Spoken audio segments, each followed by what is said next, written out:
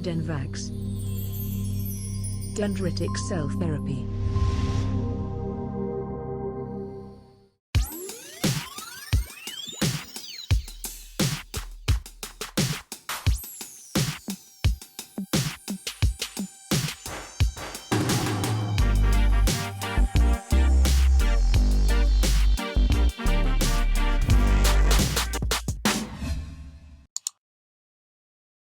देखिए, कैंसर जो है एक ऐसी बीमारी है जो ना हो तो अच्छा है। मैं कैंसर का डॉक्टर होकर ये बात कह रहा हूँ। कैंसर इम्यूनोथेरेपी में मैं काम करता हूँ और मुझे लोगों ने अक्सर पूछा सा रहा कि आप जो है कैंसर के बारे में विस्तार से बताते हैं, तो लेकिन कैंसर ना हो इसके बारे में भी तो हम कुछ कोशिश कर सकते हैं। बीच बीच में ऐसे मरीज़ भी आते हैं जो ये कहते हैं कि हमने तो कभी धूम्रपान नहीं किया था, पान भी नहीं खाया था, शराब का सेवन भी नहीं किया, बड़ी सिंपल सरल ज़िंदगी गुजारते थे, फिर भी कैंसर हो गया। होता है, ऐसा भी हो जाता है। लेकिन ये है कि ऐसे लोगों की मात्रा कम है। कैंसर जो है वो बीमारी हमारे खाने से भी रिलेटेड है कि हम क्या खा रहे हैं, कैसे खा रहे हैं, कितना खा रहे हैं। इन सब चीज़ों के आधार पे भी कैंसर को आप एक्सप्लेन कर सकते हैं। मिसाल के तौर पे यहाँ से शुरू करते हैं कि हमें खाना कितना खाना चाहिए। हमें खाना उतना खाना चाहिए कि जब हम भूखे रहें, खाना खाने के बाद भी भूख लगती रहे। हम खाना खाते हैं उतना कि जब हम पूरा पेट भर लेते हैं। अब खाना खाया नहीं जा सकता भाई, तब हम उठते हैं। तो हम अपने खाने का हिसाब उतना रखें, चाहे पहलवान खाना खा रहा है, चाहे एक दुबला पतला आदमी खाना खा रहा है, भूखा उठे। पहलवान को भी खाना खाते में भूखा उठना है और एक कमज़ोर आदमी को भी खाना खाते में भूखा उठना है। मतलब ये कि जितना भी खाना मैंने खाया वो सब पच गया। अगर उसका पचना मुश्किल है तो वो पाचन शक्ति बढ़ाने के लिए सेल्स का मल्टीप्लिकेशन ज़्यादा होगा, और सेल्स का जब भी मल्टीप्लिकेशन ज़्यादा होगा तो कुछ मात्रा में ख़राब सेल बन जाएंगे।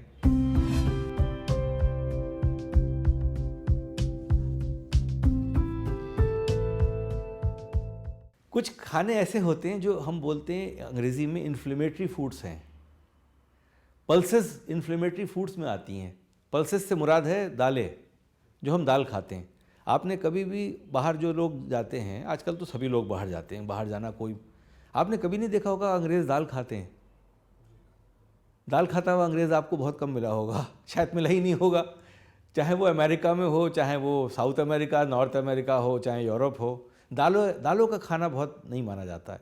दाल बेसिकली ये नहीं मतलब है इसका कि दाल जो है वो अमेरिकन जानते नहीं है कि दाल क्या होती है, या वो अंग्रेज़ जानता नहीं है कि दाल क्या होती है। दाल उसे पता है दाल क्या होती है, लेकिन खाता नहीं है वो। चूँकि दाल जो है वो खाने में पचना मुश्किल होता है।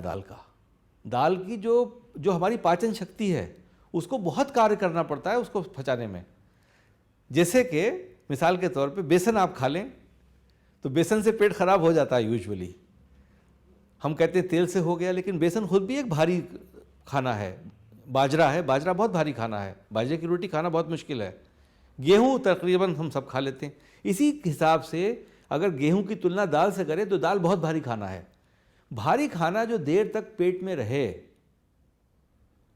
और पाचन शक्ति को ज़्यादा काम करने पे मजबूर करे, वो इन्फ्लेमेटरी खाना होता है। इन्फ्लेमेटरी मतलब इन्फ्लेमेशन का हिंदी अनुवाद सूजन है, जो सही अनुवाद नहीं है। इन्फ्लेमेशन से मतलब होता है मुस्तकिल जद्दोजहद, उसे बोलते हैं इन्फ्लेमेशन।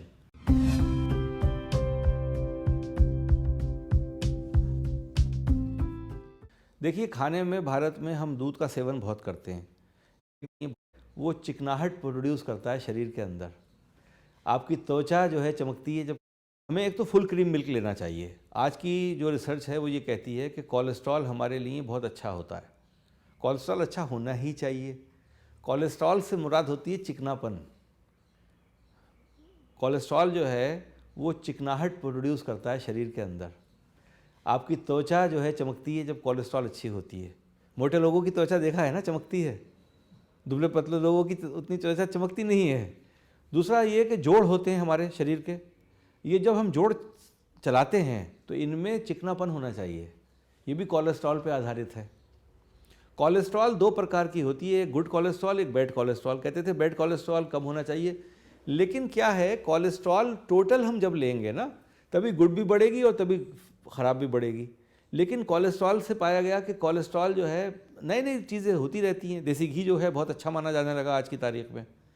आज अंग्रेज़ के प्रोग्राम आप देखिए खाने के, टीवी पे बहुत प्रोग्राम आते हैं खानों के, उसमें वो देसी घी यूज़ करते हैं खाने में। ऑलिव ऑयल तो बहुत ज़माने से यूज़ करते थे।